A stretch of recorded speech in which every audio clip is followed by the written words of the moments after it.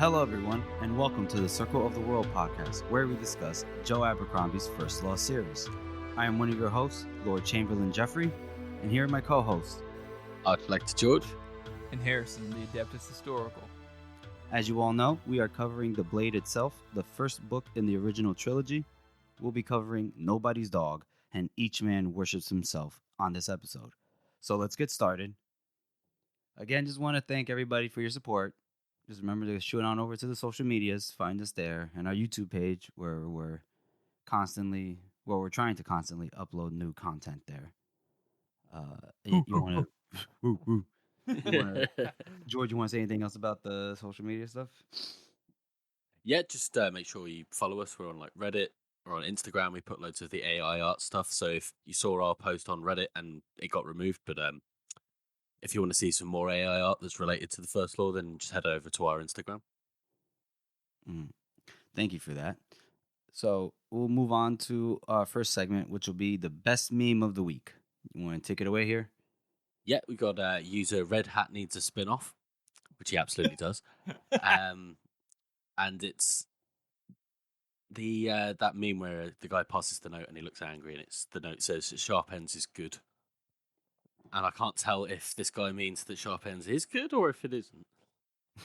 What do you guys think? I think it means it is good, and he's just telling all the critics that don't like it that it's good. Okay.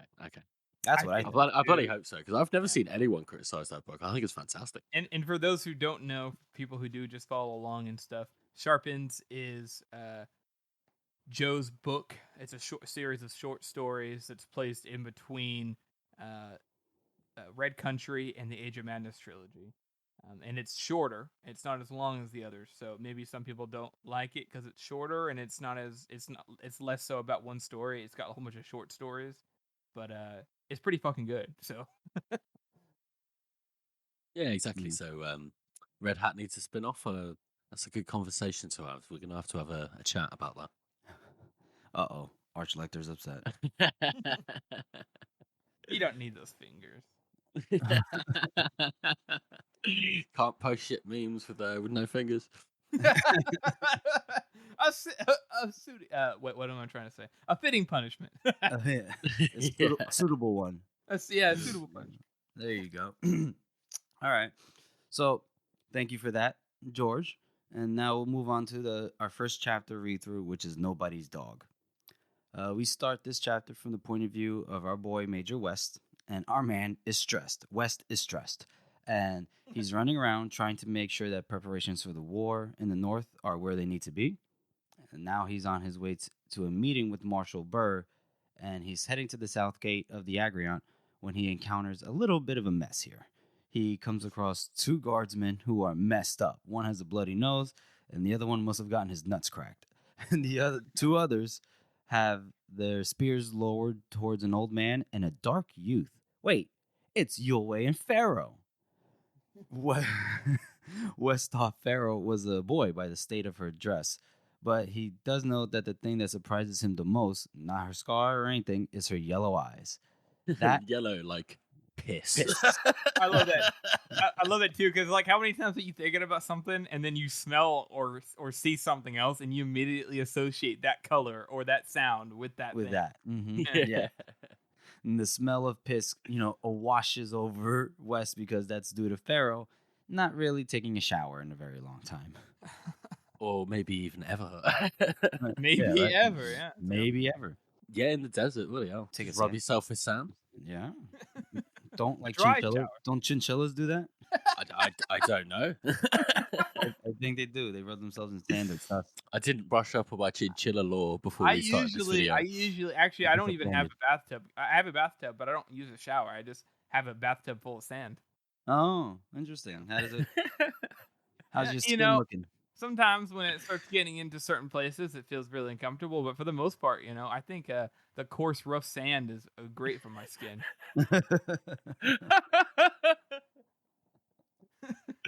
Oh, God. I'm partial to charcoal myself. You just go all out. Oh, shit. I'm British, so we just have a bog. Yeah, you go into Just the like a local swamp. swamp. Yeah, you just go to a marsh and you just like take a little dip in there. Yeah. You're like Frodo. Lord, was it Two Towers when he just Head into face plants. Don't follow the lights. Yeah. what does he do? He jumps right in there with him. Oh shit. Oh shit. Anyways, Yeah. so he West, sees Pharaoh. yeah, and West asked the sergeant what the hell's going on, and they find out that they were trying to enter the Agrion. And the guy, he's like, Yulwei hands them a letter of transit that's signed by Lord Hoff, which means that they should be admitted, but not armed. And that was the issue, because they were willing to let them in, but not with, the weapons that Pharaoh has. And apparently they were able to get Pharaoh's bow and her sword from her not without difficulty. But when the sergeant actually tried to search her for other weapons, that's when all hell broke loose. So Pharaoh still has a knife and is waving it around, ready to use it, looking menacing. And Yulwei he's trying to calm her down, but he's also he's had kinda it. done. He's just like, fuck this bitch. And now West does try to see it from her perspective and tries to emphasize, but he also decides to talk to Yulwei first since he seems more reasonable. I think it's quite interesting in that sentence as well, where he's like, "Oh, I'm trying to look at it from her perspective," but then he immediately thinks, "Oh, maybe they all just smell like piss. Maybe that's just how they smell." And it's like he's just been accidentally racist, though. Yeah, well, how many times have we done that though? You know what I mean? Like, and like in real life, not the racism part, but Not that. I was whenever waiting you see for somebody, Harrison to you fix see that. somebody, and you're like, man, that's weird. But then you're like, you know what? I'm not going to be judgmental. Maybe it's this or that. Maybe all homeless people are dirty. Like you just put those assumptions into your mind because we have to fill in the blanks. And you're trying not to be judgmental. So you're like, surely they're all like that, but that actually ends up making it worse. Yeah. Yeah. What else? And Yulwei then introduces himself and Pharaoh, and Yulwei and West get to talking a bit about like where they're from. Apparently, Pharaoh's from some place called Muntaz, and Yulwei's just like, I'm from a place that you won't even know on the maps, buddy. Which is It's too underground for you. Yeah, it again shows that, it may be very little, but there is more than the circle of the world. Yeah, for sure. And West tells him that, he fought against the Gurkish, in the previous war and all this jazz. So then You always get so excited. He's like, look, Pharaoh, this guy Yeah. fought against the Gurkish too. See? You Right, can he- listen to him. he tells Pharaoh that West fought against the Gurkish too, but that doesn't appease her. So he's like, fuck. So, One of my favorite lines in the whole book. Which one? Is when Yulwei's like, Say it. "God's teeth, Pharaoh, I'm old. Please give him the knife before I die." I was going to say it was one of my favorite lines. yeah, that's a great one. Because that's when West walks up to Pharaoh, right? And he asks for the knife in Kantic in a very calm manner.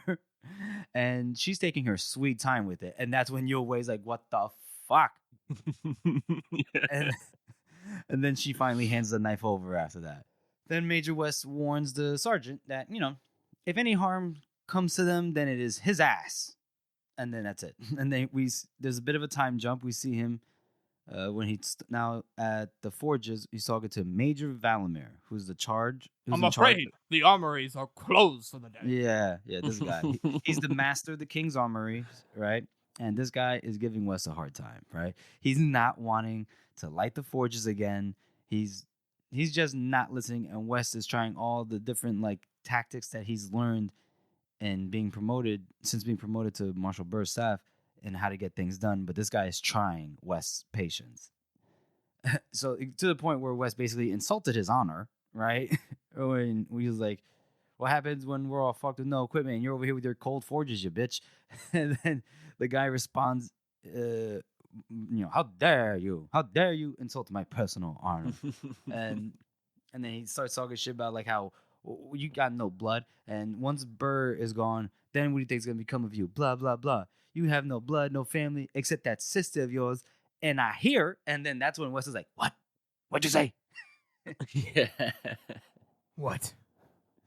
Yeah, I Colonel Valamir, or not Colonel, not Major. Major Valamir. Mhm. Is it not the first time not the last time we see him? And I really like this introduction to his character.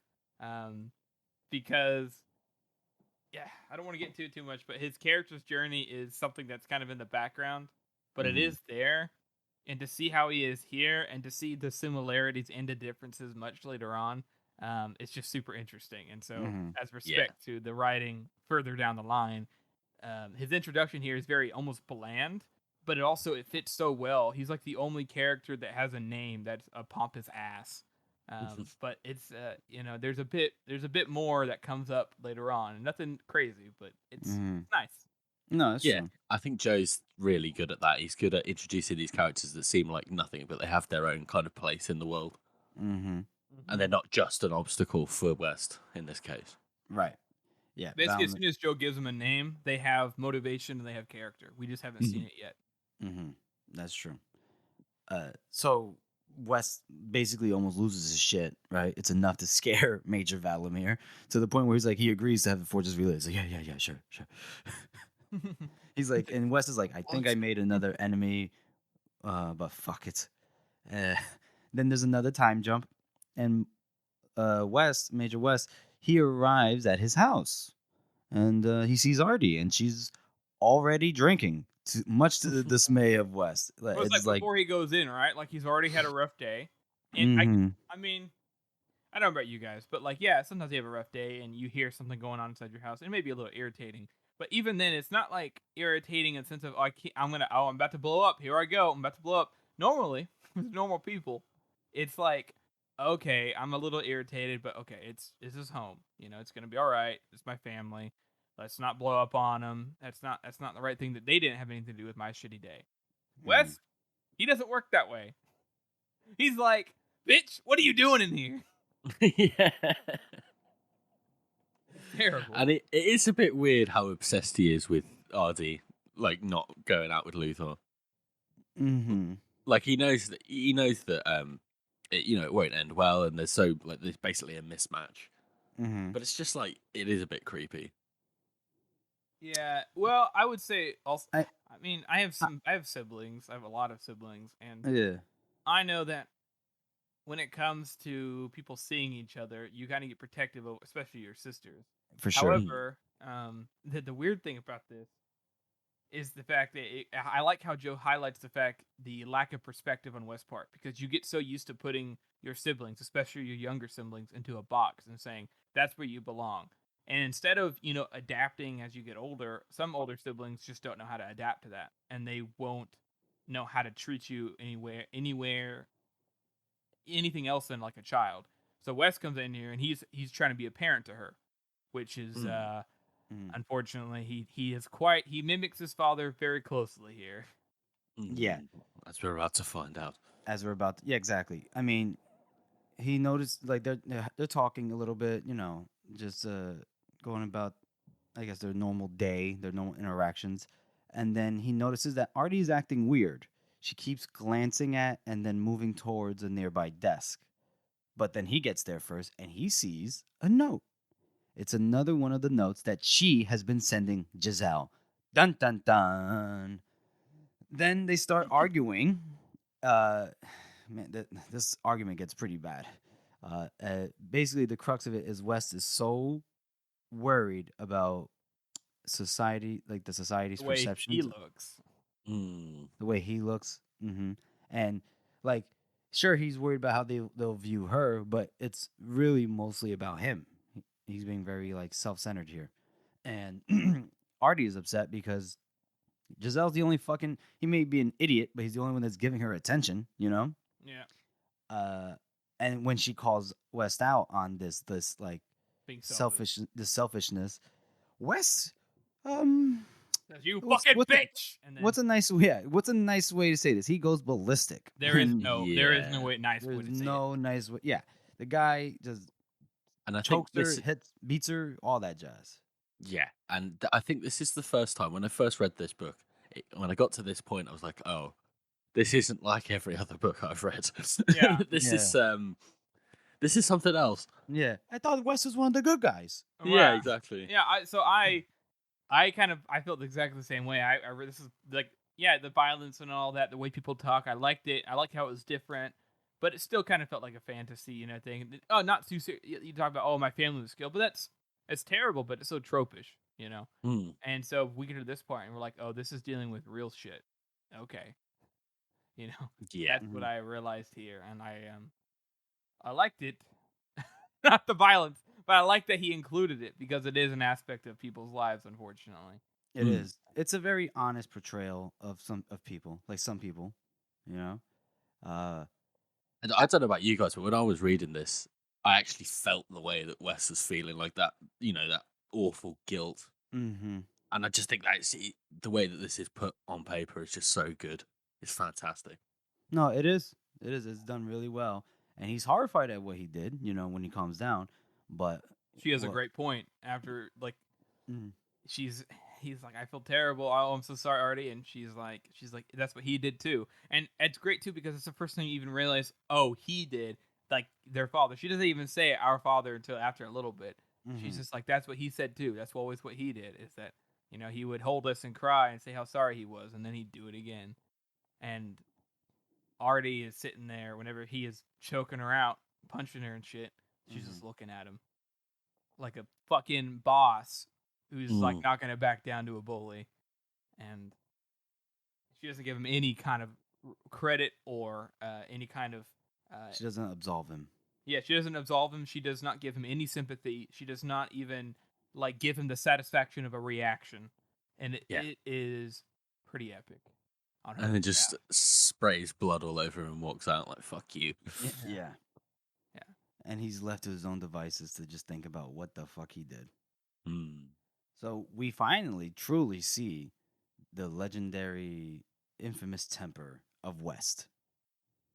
Yeah, shame it wasn't Major Valamir, right? Right, it should have been directed at Valamir. He did, No, no, yeah, I mean, like properly. yeah. Let's think about this, though. West would not have ever punched Valamir because he knows that it's more detrimental to him to punch him. He's not a certain other character who places blame on other people. He knows what he's doing when he's doing it. He just loses control. And I think, as fucked up as it is, he hit Artie because he could finally hit somebody and let it out on somebody who wasn't going to fight back because she's a woman, because she was his sister. Which is why I understand. I like West's character, but this act alone, even though there's some development about it later down the line, this act alone is absolutely disgusting for him.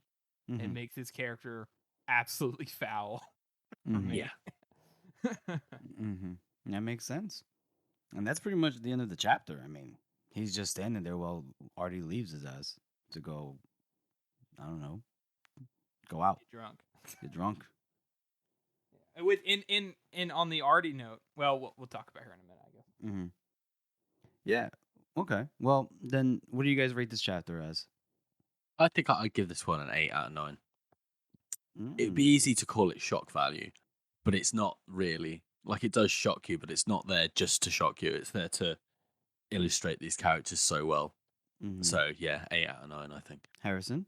Yeah, I would say the first time I read it, I was like, oh, come on, this is going to happen to the only good guy has to be Grimdark, but sat there and thought about it. I was like, you know what? They did mention things before. They set it up, not for him to beat her, but it was set up to show their relationship, especially when you reread it again, which is why I pointed it out, and how West treats his sister outside of this moment. He doesn't treat her with respect. He doesn't treat her in a loving way. He's very condescending. He's very demeaning of her. And anytime they mention back home with her father, it's always this kind of awkward, like kind of this darker feeling.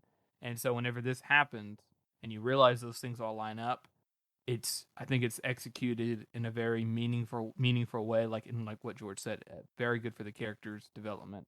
And so I'm gonna give it an 8 out of 9 as well, because I think it's really good for. Wow. Are you, Jeff? Yeah, I was just gonna give it a 7 out of 9. Now I feel like an idiot, but all right. Give it a 7 out of 9, baby. Stand by your. I am. Stick to your guns, man. Stand by your fingers. I am. I'm just like, oh, whoopsie. Stand by my fingers. Yeah. I thought it was written really well. I like the fact that we get to see the culmination of all these little hints about West's temper, and it shows up, and it shows up in a place that we didn't expect it to happen as a first time reader. You expect a good guy to blow off his, to blow up and lose his temper at a bad person, at a villain, or an Right. annoyance of a character. And here it's his own sister. Thought that was some nice juxtaposition. I do feel terrible for Artie. Yeah. And I just thought it was worthy of a 7. I didn't think anything else of it. I mean, and that's fair.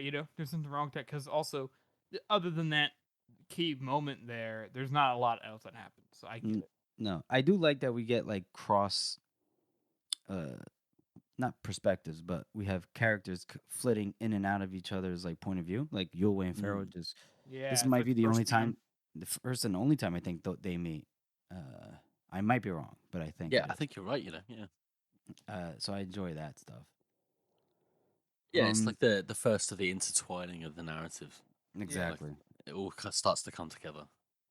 Yeah, which is why the plot really does pick up at the end of the book, and the majority of this book is really just like character development. Like, it's not really like the plot doesn't move forward too much, and it's an understandable critique, but it's one of those things, isn't it? Like if they didn't have all of that character development, then this moment wouldn't feel earned.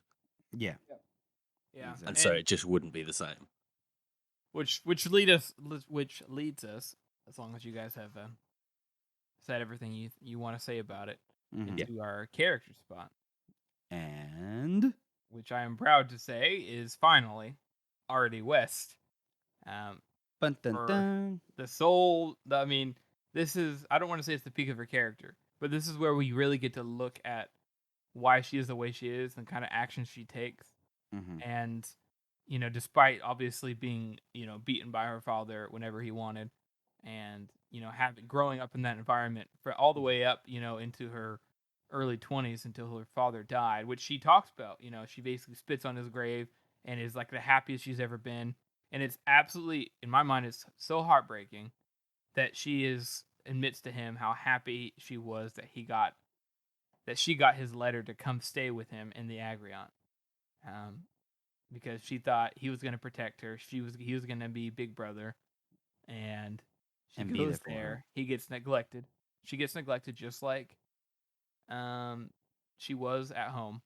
And then she gets beat just like she was at home. And that is heartbreaking. But at the same time, though, it's, like we said, epic because she is absolutely defiant and is, even though it's sad, she is like resolute in standing up for herself and she's not going to back down. That's the strong woman right there. And she is one of the best characters of that POV, I think, in the entire series. So we move on to our second chapter read through, which is Each Man Worships Himself. This chapter is from Pharaoh's point of view. We start off where it's her and Yulway. They're in the room with Malachus Kwai, Logan, and Baez. And she's appraising the three of them. She looks at Logan. He's like, he looks stupid, but the way he's sitting, the way he's watching, he ain't stupid. He's dangerous. I'm going to keep an eye on this fucker. And then her appraisal of Kwai is pretty much like, this guy's a little bitch, but I'm going to keep it on him anyway. And then she looks at Baez and she trusts him the least of all because the way he looks at her, apparently, in her mind, was appraising what her worth is, like a slaver would. A very cold, hard look. And it's like, damn, Pharaoh, chill out. Yeah. Yeah, Baez is a nice guy. What are you talking about? Jesus Christ. Yeah. I like that we have this from Pharaoh as well, because this is the first time we've seen her going through this kind of situation. Like every other chapter, she's been, fighting with Yulway, trying to kill Yulway, running away from Yulway. So to see her like going through this, where she's just standing there and appraising these things, I think that's good because we get to see her like in a monologue a bit more. Yeah, and then she's like walking around lollygagging like da da da da da while Yulway and Baez talk about what's going on in Gurkul. They keep mentioning about some plan that needs to be, moved along now, since apparently the Gurkish have built an enormous fleet, and this is, obviously they were not as power at sea before; they were primarily a land power. So, Pharaoh doesn't give a shit about any of this. I always love that we we get the exposition bits hmm from Yulwei and Baez from Pharaoh's perspective, hmm because it's always like she's always like, I don't care about that shit. I want vengeance. Yeah. Yeah. Even though everyone else in the audience is like, oh, what's going on here? Yeah. She's like, it's like there's a little bit of exposition, like, well, what are we gonna do now? And then all you hear is, "Fuck these guys! I want vengeance! Fuck this!" Oh, was that a garden? Is that a garden? Fuck gardens! Yeah. Forgot about that part. Like the exposition is very like in and out, in and out. And then she turns around to look at after she curses out some gardens in her mind, and they're all staring at her, and she's like, "What's going on?" And then Bias is like, "Yulwei, are you sure that she's what I'm looking for?" And she goes, "I'm right here. I can hear you." Yeah. And he's still like, she looks like the part or whatnot, what have you. And then they talk about how fast she healed after fighting with some eaters, which is not normal. But Baez needs to be sure. So Baez pulls out 2 stones, puts them on the table, and asks Pharaoh to identify which one is red or which one is blue. Blue. Which one's blue, right? Yeah. And she chooses one, and he's like, "Great answer. That's what I'm been looking for." And she's like, "Yeah, I'm good like that."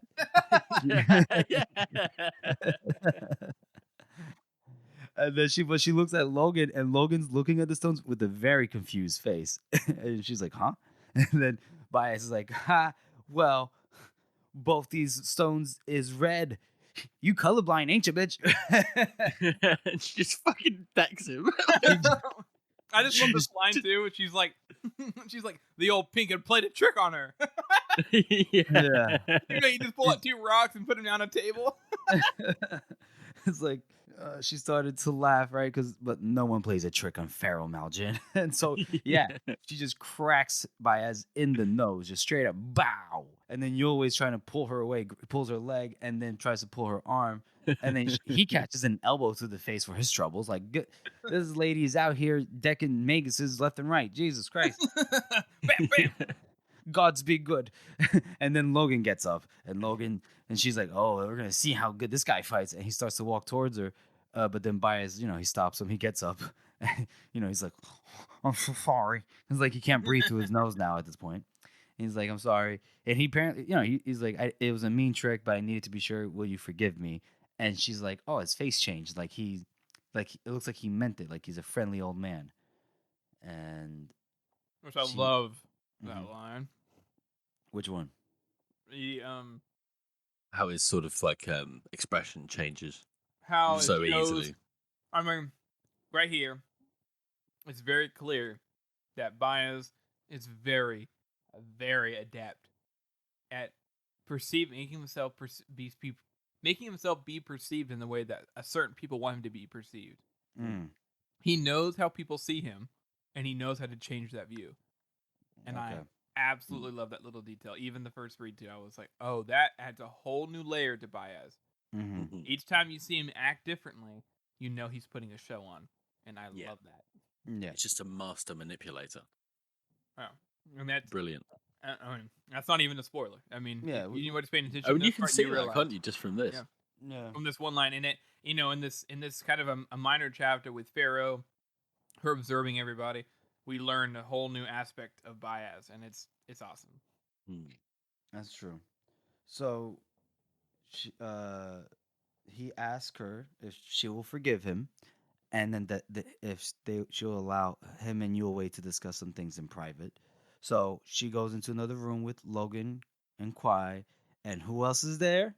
The navigator, Brother Longfoot. This line is so fun. Stop your mouth, cunt. You know what's so good about it too is that he sees her, goes to shake her hand, and introduces himself, right? And he's blathering. She has yellow eyes and a big scar going through her face. Doesn't even take that into account. Just He does not give a fuck. He just wants to talk to her. And she kind of like lets him talk for a little bit because she doesn't care enough, but she's like trying to listen to the conversation that Yulwei and Baez are having. And then when she says that, she says, "Stop your mouth, cunt." He's probably like, let me see. He's like, "And yet your skin is, okay."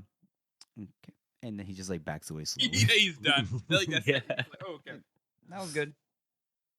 I love how he just continues to be just completely oblivious. I love that line where he's like, you'd like me to guess then? Indeed, it is a riddle. It's just like, what the fuck, man? Read the room. Yeah.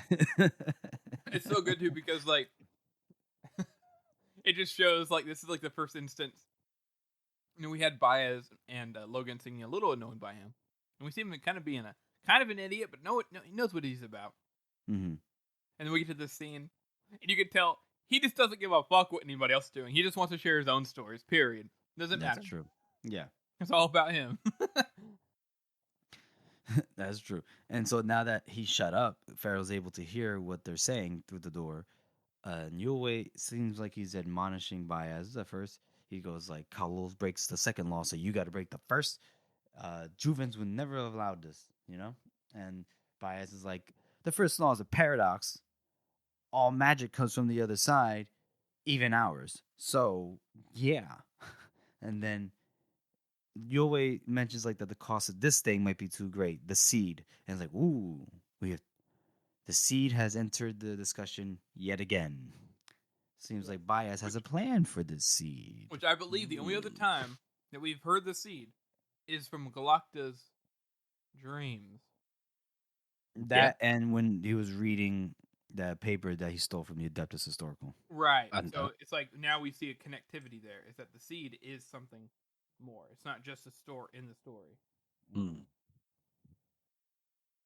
And then Baez asks him, how many eaters does Khalul have? And Yulwei's like, let's say 200, maybe more. Which is a lot. And then they start naming certain eaters that come even from the old time that were Khalul's apprentices back in the day. Well, only Mamun was his first apprentice. His first apprentice, but I imagine then like the East Wind and the Bloody Twins, those cursed Bloody Twins. Yeah. Damn those bitches. I know. I love that. The only time you see Yulwei be like, "Fuck those bitches." Every other time he's always like stoic and talking in riddles and shit, and now he's like, "Fuck those bitches." Mm-hmm. Yeah. I think it's the only time he's ever sworn as well. Yeah, it is. He does not like them bitches, apparently. Yeah. But apparently they were like those that were Khalul's apprentices in the old time. The one they called the East Wind and those cursed Bloody Twins. So I guess Mamun was his first apprentice, and then he also had a couple after Mamun, but as like at the same time maybe or something. Right. And then Yulwei offers, maybe I just speak to the motherfucker. Maybe he'll hear reason. And Baez is like, boy, you wild. That's not happening. I love your modern translation. Perhaps Khalul will see reason, and then Jeff is like, "Man, come on, bruh. Be me pal, bruh."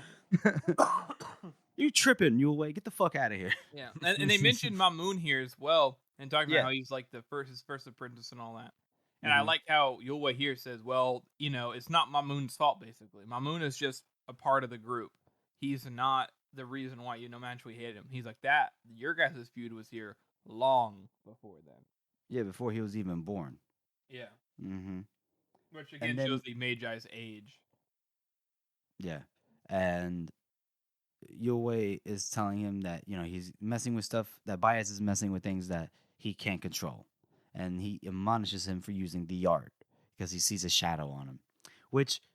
So is art different than magic in the sense? Because like Yulwei does magic, but he doesn't like have a shadow on him. He said too much. You've been using the art too much. Well, he says you have been using the art. I know it. I see a shadow on you. Yeah, I think that's the thing. Like he's using so much. I think we sort of talked about this in one of the first few episodes as well. Mm-hmm. Where Baez basically doesn't control how much he lets through, because we know now that all magic comes from the other side. Right. So, him blowing stuff up is like a lot more powerful, and he uses a lot more energy than your way does to do his magic. Gotcha. Well, it's kind of, yeah, Or and his it's art. kind of like the he sometimes Bias does use magic that's not high energy, I guess. Whenever he is, when he did the Colder, he did as you say, Jeff, the force choke. That was not high energy for him. That did not wear him down. That just like whenever Yulwei does stuff, it doesn't wear him down. Those minor things of magic are not a big deal. Whenever you fucking blow a whole forest up, that's really difficult. And maybe it wasn't difficult back in the old time, but it sure as hell is now. And so it requires them to really pull and use as much knowledge as they can to pull from the other side. And I think that's what Yulwei's saying here. It's basically like, you've been using a lot more recently, and I can definitely see it because you're worn the fuck out. And Bai's like, I do what I have to do. Yeah. Yeah. The ends justify the means, your way. That's what Bias is going for. Mm. So, he basically gets Yulwei to come around to his plan. He's, he mentions that, does this nine-fingered Northman can speak to spirits? He's like, yep. And he's like, and you mean for Pharaoh to hold the seed because she has the blood. It's like, ooh, what are they talking about? She's going to hold the seed? Dun, dun, dun. And so they come through the door. After Baez asks Yulwei, he's like, are you with me, brother? He's like, yeah, always have been, unfortunately. And then Baez asks Pharaoh to come with them on a trip. And Pharaoh's like, fuck you. Straight away, I love that. And I like how she doesn't even try to hide that she's been eavesdropping. She's like, I'm not coming with you. Fuck you. That's it. Yeah, they don't even get a chance to ask. Yeah. Yeah. Yeah, she doesn't try to like hide it. And then Baez, he's like, but you want vengeance, don't you? And then he plays on that. And basically says, if you really want vengeance, you want it against Khalul. Fuck the Emperor. And in order to get to Khalul, you got to come with me because that's what I'm trying to do. I'm trying to take him down. And that was enough to convince Pharaoh. And she, when you're always like, all right, I'm out, stick with Baez, keep an eye on him, don't trust him, but just, hang out with him and listen to what he says. She's like, wait, where are you going? And he's like, I got to go to Gurkul. I got to keep an eye on, the Gurkish. She's like, no. And then he's like, twice you've tried to kill me. You keep running away from me, and now you want me to stay? You don't make any goddamn sense. Women.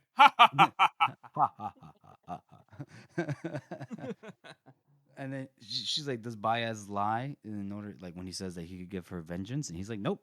So she's like, so I have to go with him. And he's like, I know. That's why I brought you here.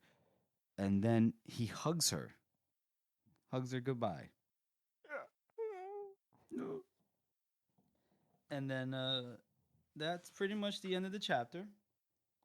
That's pretty much the end of the chapter. It was near the end where Yulwei says, like, follow him, obey him, but don't trust him. And then she's just there alone with the luxury and the gardens and the pinks, because that's what all white people are, apparently. They're like, we're pink. Right, which is kind of true, actually. Well, are you fucking pink? We're pink? Sorry, I'm Yeah. being into character. Just, gotcha. Well, all you? All you pinks. What do you guys rate this chapter? Well, first of all, I really like the that line, each man worships himself here. Because I find it quite interesting that the Union doesn't actually have like an established religion. Because that's like in history anyway, it's pretty much just not a thing. Right. I mean, Yeah. Which, well, we know now that Baez was the foundation of the Union, and we know that he hates Khalul, and Khalul has done the opposite. yeah, Khalul went straight for the whole praising a god. Yeah. And so I guess Baez went the other way and went full secular with the Union. Yeah. And you're right. It is very interesting and unique, but definitely was not, what's the term? It definitely wasn't by chance that this happened that way. And I suppose you could call like the whole history with, Juvens and the Magi, especially like the murals that we see of these events. So you could call that sort of like a quasi-religion. But you really get the sense that people just don't care. They don't. They really don't. Well, to them, it's like fucking, like 400 years ago, we'd be like, wow, those myths and stuff are crazy. They're so true. They're so real. But that's only because you grew up with religion. You grew up with this is what's true. God is real. Blah blah blah blah blah, and all that. So whenever that's ingrained into a culture for so long that isn't the case, then a lot of those myths and stuff become much more unbelievable much earlier on. Mm-hmm. That's a good point. Yeah. Yeah. So I reckon I'm going to give this one a 6 out of 9 fingers. Okay. Because I do like Pharaoh's. We get a lot more of Pharaoh's character. We get a lot more of her opinions, especially about the Union. We get a bit of exposition from Baez and Yulway. But overall, it's not a super exciting chapter, is it? No. What Harrison? about you guys? Go ahead, Jeff. I was gonna give it a 6 as well. To be honest, not much happened. I mean, she cracked Baez in the face, and that's amazing. But Yeah, it would have been yeah. a 5 if she didn't. yeah, if she it would have been a 5 if she did it. But it just went from one room to another room, so it just got more exposition from Pharaoh, more like developing her character and her motivations. Even though it does seem like it's boiled down to just vengeance, but she's very adept at like analyzing people, understanding their character or like just reading their body language. And now we know that she's colorblind. That's an interesting tidbit. Like, why is that? So can't say anything yet. So I want to go last here because I wanted to point at a little bit of lore highlights this time. We don't get a lot of them, but when they come up, it's interesting. Uthman al-Dash, the same person who Pharaoh was the slave of and had slept with at some point, whether willingly or not. Yeah, willingly or not. Is the emperor, and it's only been an emperor for a year, and has basically brought the entire continent, which was probably mostly under his father's control, down completely into his firm grasp. So he's able to mobilize the entire continent, and I just think that's interesting to think about how we don't ever get a perspective from Kanta, but I like these little subtle things showing that this isn't the last time we hear about the emperor's strength and it being separate from the prophet's strength, and I like those little. That's true. That's true. I want to change my answer. Too late. No. No, please. So you're gonna give this a what, Harrison? Yeah, I'm trying to. There was one other. One other note. Yeah, there's one other note, and that's we get to see how Yulway and Baez kind of perceive each other, and they talk about the seed a little bit, and how this is our first mention of Zacharias. We don't know who Zacharias is. Zacharias was mentioned by Baez previously that him and Neal had been beaten by the Maker in the house of the Maker. Mm-hmm. But we hear that Zacharias is apparently still alive and kicking, and that he is also kind of somewhat in league with them, because otherwise he wouldn't have mentioned his opinion. And so I like how that was brought up as well as a little seed planted, and that they don't like the fact that Baez is talking about using this, getting and looking for the seed, and they don't like that at all. They're like, Juvens would not like this. I know we kind of mentioned that, but he's like, Juvens would not be cool with this, and he's like, but whatever. It's like, fuck Juvens. yeah, bro, fuck Juvens, man. He doesn't you give don't know a shit. So I just I just wanted to point at those little lore tidbits there, and of course, like I said, I already talked about how bias up. So for me, despite what I just said, I still am only gonna give this a 5 out of 9. I do like those lore tidbits, and I do really like the subtle bias things going on that we get to see from Yulway and from Pharaoh. But they also are just kind of talking. Yeah. And nothing, and it's good development, but there's not much else there. It's not development and progression that much. It's just really good development. And so that's why I'm going to give it a 5 out of 9. Okay. All right. I get it. Understand. I dig it. You went in a completely different direction to where I thought you were going to go with that. Yeah, I thought he was going to go like 7 or 8. It's the best chapter on the whole series. He tricked us. It's the old switcheroo. Old switcheroo. The old blanket bait and switch. All right. So we'll move on to our next segment, and normally it's question of the week, but we've been discussing some of the polls we've been doing. Here's another spoiler warning for everyone. Spoiler. We'll be talking Spoilers. spoilers. We'll be talking about favorite appearances of the Bloody Nine.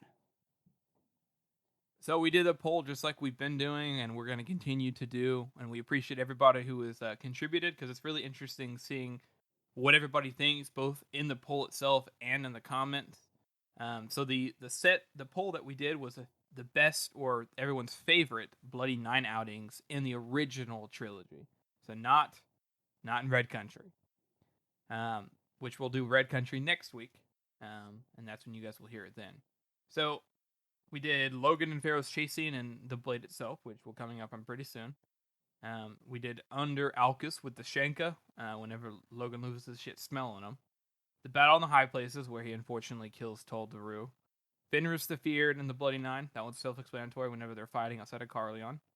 And the very last one, whenever Dogman and Logan take a crew down to Adua, and Logan almost loses his shit and kills Dogman. Interestingly, this poll was a lot closer. I thought the Battle in the High Places was going to win again, because everybody loves the High Places so much, apparently, which is interesting. But I mean, it makes sense. Battle in Places is amazing. But that one did third, right behind, with only 2 less votes, at least on Reddit. Did the fight against the Shenka under Alcus, which is also a fantastic scene. And then second place was Logan and Pharaoh's first chase scene, which I think is because it's the first time we see it, and it's revealed in such a great way. It's Jeff's favorite, isn't it, Jeff? Mm-hmm, yeah. And then the top one was Fenris the Feared versus the Bloody Nine of the Circle. And I think it's just because the description on that one is just so artistic and flavorful. And George, you were surprised that Adua, Yeah, Battle of how Adua did that got only only get 6 votes? on Reddit. Well, but in How? Adua, because in Adua he is literally the Bloody Nine for like 2 seconds. I know it's only a very, very short one. It's But- very short. I think He doesn't because... kill anybody. No, he doesn't, but it's interesting because it's like the first time where it kind of slips and it's sort of recognizable that it is just Logan. And it's not like this weird superpower where he's been like, I don't know, some people think he's like being possessed by a spirit or something like that. It's not, it's just him being an asshole. And you see that for the first time, you're like, oh, so he is just an asshole. He's not just like... Well, Damn. if anything, it might be like DID, dissociative identity disorder.